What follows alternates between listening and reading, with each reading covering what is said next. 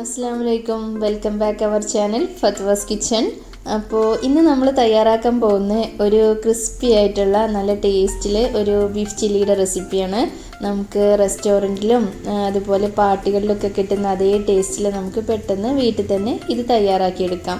അപ്പോൾ നിങ്ങൾ ഈ ചാനൽ ആദ്യമായിട്ടാണ് കാണുന്നതെങ്കിൽ ഒന്ന് സബ്സ്ക്രൈബ് ചെയ്തേക്കണേ, കൂടെയുള്ള കുഞ്ഞ് ബെല്ലൈക്കണം ഒന്ന് എനേബിൾ ചെയ്തേക്കണേ. അപ്പോൾ നമുക്ക് വീഡിയോയിലോട്ട് പോവാം. അപ്പോൾ ഞാൻ 1 കിലോത്തോളം ബീഫ് ഇവിടെ എടുത്തിട്ടുണ്ട് കേട്ടോ. അത് അര ടീസ്പൂൺ മഞ്ഞൾപ്പൊടിയും 1 ടീസ്പൂൺ മുളക് പൊടി, ഒരു 1/2 ടീസ്പൂൺ കുരുമുളക് പൊടിയൊക്കെ ചേർത്ത് ഒന്ന് ഹാഫ് വേവിലൊന്ന് വേവിച്ചെടുത്തിട്ടുണ്ട്. കൂടുതൽ വേവായി കഴിഞ്ഞ് കഴിഞ്ഞാൽ നമുക്കിങ്ങനെ കട്ട് ചെയ്യാൻ കഴിയില്ല, അത് പൊടിഞ്ഞു പോകത്തേ ഉള്ളൂ. അപ്പോൾ ഇതുപോലെ നീളത്തിലൊന്ന് ചൂടാറിയതിന് ശേഷം ഒന്ന് കട്ട് ചെയ്ത് നമുക്കൊരു ബൗളിലോട്ട് മാറ്റി കൊടുക്കാം.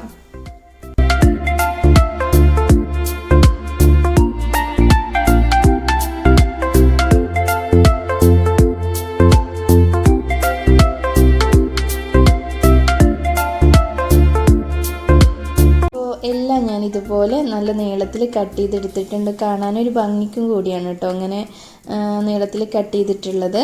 അപ്പോൾ ഇനി ഇതിലേക്ക് നമുക്ക് കുറച്ച് ചേരുവകളൊന്ന് അരച്ചെടുക്കാനുണ്ട്. വലിയൊരു കഷ്ണം ഇഞ്ചി, ഒരു 4 ഗ്രാമ്പു, 4 ഏലക്കായ, 1 ടേബിൾ സ്പൂൺ കുരുമുളക്, 1 ടേബിൾ സ്പൂൺ വലിയ ജീരകം, ഒരു 10-15 അല്ലി ചെറിയ വെളുത്തുള്ളി ഇവ ചേർത്തിട്ടൊന്ന് അരപ്പ് നമുക്ക് മാറ്റിയെടുക്കണം. അരച്ചെടുത്തിട്ട് ഇനി ഇതിലേക്ക് കുറച്ച് പൊടികൾ ഇട്ട് കൊടുക്കാം. ഒരു 3 ടീസ്പൂൺ മുളക് പൊടി, ഒരു 1/2 ടീസ്പൂൺ മഞ്ഞൾപ്പൊടി. നിങ്ങൾക്ക് എരിവ് കൂടുതൽ ഇഷ്ടമാണെന്നുണ്ടെങ്കിൽ 1 ടീസ്പൂണോ 2 ടീസ്പൂണോ ഒന്നും കൂടി കൂട്ടിയെടുക്കാം. ഇനി ഇതിലേക്ക് 4 ടീസ്പൂൺ കോൺഫ്ലോറും കൂടി ചേർത്ത് കൊടുക്കാം. ഇനി വേണമെന്നുണ്ടെങ്കിൽ 1-2 ടീസ്പൂൺ മൈദപ്പൊടി ഇട്ട് കൊടുത്താലും കുഴപ്പമില്ല, അതും കൂടി ചേർത്ത് കൊടുക്കാൻ വേണമെങ്കിൽ.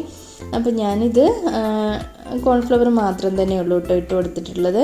ഇനി ഇതിലേക്ക് നമ്മൾ നേരത്തെ തയ്യാറാക്കി അരച്ചെടുത്തിട്ടുള്ള അരപ്പും കൂടെ ചേർത്ത് കൊടുക്കാം. ഇനി വേണ്ടത് ഒരു 2 ടേബിൾ സ്പൂൺ ലെമൺ ജ്യൂസാണ്. ഇനി ലെമൺ ജ്യൂസ് ഇല്ല എന്നുണ്ടെങ്കിൽ 2 ടേബിൾ സ്പൂൺ വിനാഗിരി ചേർത്ത് കൊടുത്താലും മതിയാവും. ഇനി ഒരു ടേബിൾ സ്പൂൺ സോയാ സോസും കൂടെ ചേർത്ത് കൊടുക്കാം. ഇനി ആവശ്യത്തിന് ഉപ്പും കൂടെ ചേർത്ത് നന്നായിട്ടൊന്ന് മിക്സ് ചെയ്തെടുക്കണം. മിക്സ് ചെയ്തതിന് ശേഷം നമ്മൾ 1 മണിക്കൂറോ 2 മണിക്കൂറോ മസാല ഒന്ന് പുരട്ടി വെച്ചിട്ടുണ്ടെങ്കിൽ കൂടുതൽ സോഫ്റ്റായി നമ്മുടെ ബീഫ് കിട്ടുകയും ചെയ്യും, നല്ല ടേസ്റ്റുമാണ്. അപ്പോൾ ഞാൻ ഒരു 1/2 മണിക്കൂറൊന്ന് മാറ്റി വയ്ക്കുന്നുണ്ട്. ഇനി നമുക്കിതൊന്ന് ചൂടായ എണ്ണയിലോട്ടൊന്ന് വറുത്ത് കോരിയെടുക്കണം. നന്നായിട്ട് ചൂടായിട്ടുള്ള എണ്ണയിൽ തന്നെ കോരിയിടണം കേട്ടോ. അപ്പോൾ ഇല്ലെങ്കിൽ നമ്മുടെ ബീഫിലുള്ള മസാലയൊക്കെ പൊടിഞ്ഞ് പുറത്ത് മാറിപ്പോവുകയുള്ളൂ. അപ്പോൾ ഇതുപോലെ നന്നായി ചൂടായിട്ടുള്ള എണ്ണയിലോട്ടൊന്ന് വറുത്ത് കോരിയെടുക്കാം. ഇനി കുട്ടികൾക്കൊക്കെ എരിവ് കുറവാണ് വേണമെന്നുണ്ടെങ്കിൽ നിങ്ങൾക്ക് കുരുമുളകിൻ്റെയും മുളക് പൊടിൻ്റെയൊക്കെ ഒന്ന് അളവ് കുറച്ചെടുത്താൽ മതിയാവും.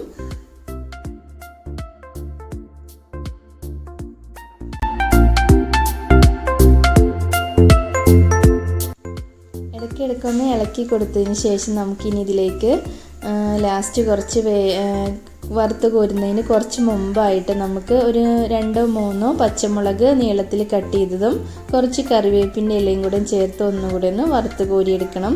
അപ്പോൾ ഇതും കൂടെ ചെല്ലുമ്പോഴാണ് കേട്ടോ ശരിക്കും ഇതിൻ്റെ ഫ്ലേവർ, നല്ലൊരു സ്മെല്ലാണ് നമുക്ക് കിട്ടുക. ഈ വറുത്ത് കോരുന്നതിന് മുമ്പ് കുറച്ച് മുമ്പായിട്ട് തന്നെ ഇടണം കേട്ടോ, എന്നാലാണ് നല്ലൊരു ടേസ്റ്റിൽ നമുക്ക് കിട്ടുള്ളൂ. അപ്പോൾ നമ്മുടെ ഫസ്റ്റ് ബാച്ച് ബീഫ് ചില്ലി ആയിട്ടുണ്ട്. അപ്പോൾ നമുക്കിതൊന്ന് ഇനി വറുത്ത് കോരിയെടുക്കാം. കൂടുതൽ മൂപ്പാവുന്നതിന് മുമ്പ് തന്നെ നമുക്ക് വറുത്ത് കോരിയെടുക്കണം, ഇല്ലെങ്കിൽ ക്രിസ്പി ആയിട്ടാണെങ്കിൽ പോലും ഒരു ബലം ഫീൽ ചെയ്യുള്ളൂ. അപ്പോൾ അങ്ങനെ ചെയ്യല്ലേ. നമ്മൾ ബീഫ് ആദ്യം തന്നെ ഓൾറെഡി വേവിച്ചതാണല്ലോ. അപ്പോൾ ഈ മസാലയൊന്ന് പുരട്ടിയതിന് ശേഷം ഒന്ന് ക്രിസ്പി ആയി കിട്ടേ നമുക്ക് വേണ്ടുള്ളൂ. അപ്പോൾ നമ്മുടെ ബീഫ് അടുത്ത ബാച്ച് നമുക്ക് ഇട്ട് കൊടുക്കാം.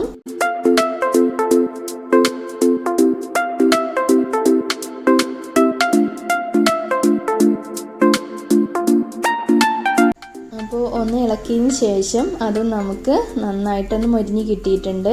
ഇതും അതുപോലെ നമുക്ക് നന്നായിട്ടൊന്ന് എണ്ണ വാർത്തതിന് ശേഷം വറുത്ത് കോരിയെടുക്കാം.